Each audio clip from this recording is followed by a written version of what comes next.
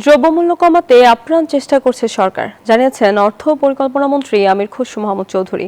সকালে চট্টগ্রামের কাটলি দারুস সালাম জামে মসজিদে ঈদের নামাজ শেষে এ কথা জানান তিনি। বলেন, দেশের ভঙ্গুর অর্থনীতি সঠিক জায়গা নিতে সরকার কাজ করছেন। আগামী 11 জুন বাজেট ঘোষণা করা হবে। বাজেটে Bashundhara public school and college 2026 শিক্ষাবর্ষে ভর্তি চলছে। শুধু প্রবৃদ্ধির কথা চিন্তা করলেই হবে না, অর্থনীতির সুফল যাতে সাধারণ মানুষ পায় সেই ব্যবস্থা করতে হবে বলেন অর্থমন্ত্রী।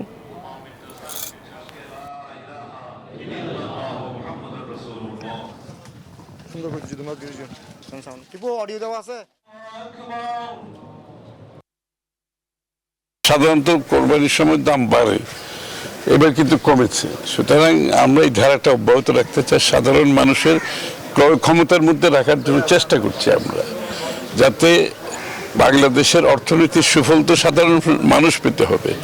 খালি প্রবৃদ্ধির কথা চিন্তা করলে তো হবে না।